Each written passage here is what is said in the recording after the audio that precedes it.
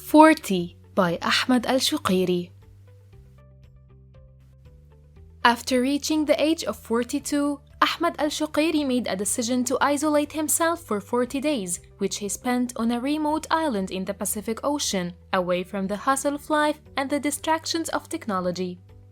Al-Shugairi made the decision to isolate himself after he came to the conviction of the importance of this type of experience in achieving spiritual ascension and improving the connection with God. So, he decided to go to a private place on an isolated island, alone, away from modern means of communication such as mobile phones and internet, and away from his family and friends. Al-Shugairi's goals of this isolation were to release the soul from the distractions of the daily life so that the mind can be free of distractions and the soul gets rid of the complexes and internal conflicts.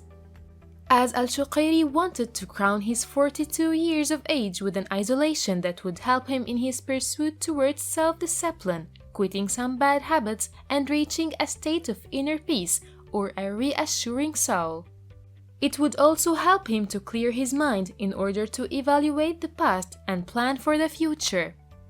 And regarding choosing 40 days, Al-Shugairi believes that this period of isolation is capable of causing a radical change in his life, and that this number has been repeated several times in the Quran and the Bible. And it has been linked to many events that have caused radical changes at the level of individuals and societies, such as the flood in the story of Noah and the meeting of God with Moses and the loss of the Israelite people in the desert. And as it was mentioned in the Quran that a person reaches the peak of his giving at the age of 40. The result of this isolation was that Al-Shugairi wrote this book, which contains 10 chapters, each of which includes 40 articles. The chapters in their titles vary between narrating the events of the 40 days that the writer spent and listing several topics, including his life, his God, the Quran, his books, himself, people judging, the improvements he plans for his life, his memories, and some stories and wisdom from life. In this summary, we will shed light on some of the ideas and topics that Al-Shugairi narrated in his book 40. Bit to remember, just as a computer is sent to be repaired in order to get rid of viruses, also being alone or isolated is like re-preparing and treating oneself.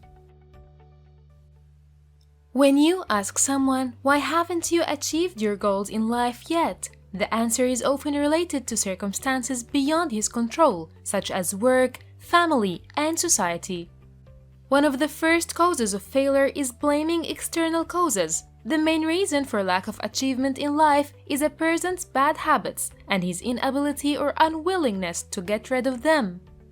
Bad habits are often associated with addiction, and addiction has a cycle that's repeated for all addicts, which is regret, excitement, desire, and finally action, and so on. When you're addicted to something, you often find yourself locked into this addiction cycle.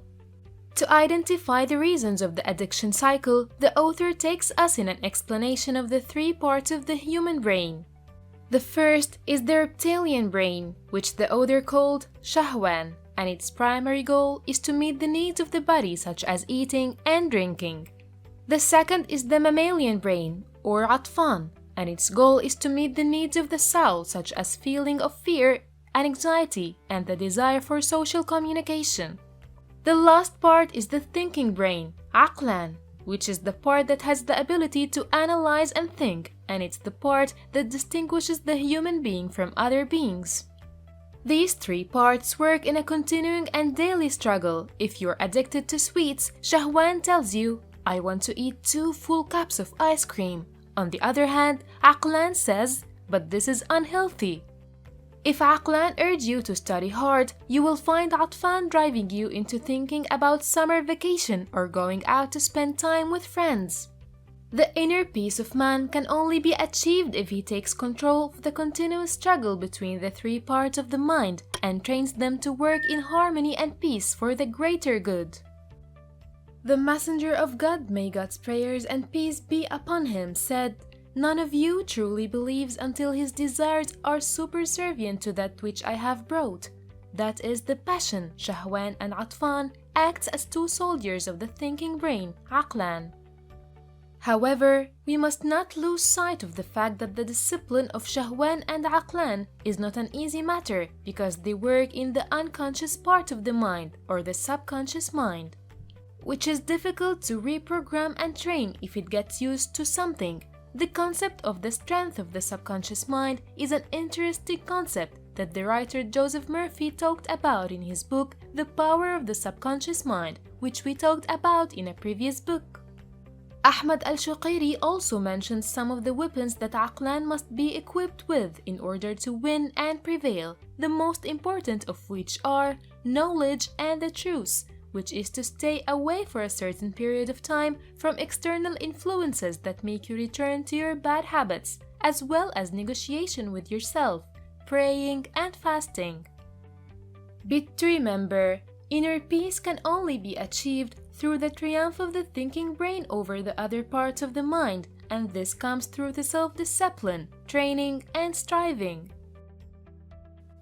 There are 4 waves of life in which a person lives. The first is the wave of the desire, when all what a person thinks about is the pleasures of the flesh. The second is the wave of the ego, when a person's thinking is about the pleasures of the soul, such as being praised by people or the large number of followers on social media. The third is the wave of ideas, when a person's thinking is about the pleasures of mind, such as science, research, and reading books. And the last one is the wave of peace, when a person practices his normal life without thinking of any of the previous pleasures, but rather he always thinks about heaven.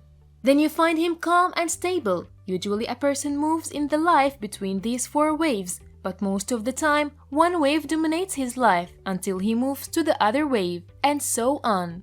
Greek philosophers say that being happy with something is in the completion of the work of that thing, in which nothing else can do. For example, the happiness of the palm tree is in the production of dates, the happiness of the lion is in the predation, and the happiness of the fire is in its flame and heat. Therefore, if we search for human happiness, we find it in the function that no other creature can perform, which is thinking and freedom of choice. Therefore, the happiness of man lies in the use of mind in dealing with life to get closer to God, and therefore, it's the essence of worship. But to remember, human happiness is in the use of the thinking mind to get closer to God, and it's the ability of the mind to control the soul and body to reach inner peace. In one of the American Indian tribes, the tribe's first law states that when you do anything, no matter how simple it is, you should think about its impact on the 7th generation of your descendants. If you are the type of person who hits his children and screams in their faces continuously, be sure that when they grow up, they will follow you in the way of raising their children. And you will be the main reason of every beat that your grandchildren get, generation after generation. On the same basis, if you have seen your father follow your grandfather's habit of hitting children, and then you decide to break this habit with your children, its positive effect will extend to generations after you. This concept is promising and frightening at the same time, as it's promising for good and righteous, and it's frightening for those who do wrong actions. And we find it mentioned in the Holy Quran in Surah Al-Kahf, when the good person Al-Khidr constructed the wall in the village that refused to feed him and Moses, peace be upon him. The reason was that the wall was for 2 orphan boys from the sons of a righteous man, and beneath it there's a treasure, and God wanted these 2 boys to benefit from this treasure when they grow up. Therefore, we see that the effect of this righteous man's work remained after his death in the people who would come after him, and that God's will wanted the effect of his good deed to reach his children. Some stories even say that the father in this story is actually the 7th ancestor of the 2 boys. But to remember, we live in a connected cycle with all human beings who have preceded us and who will come after us, so what goes around comes around.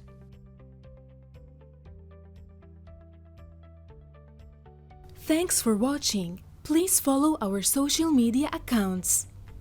And don't forget to like this video and subscribe to our YouTube channel.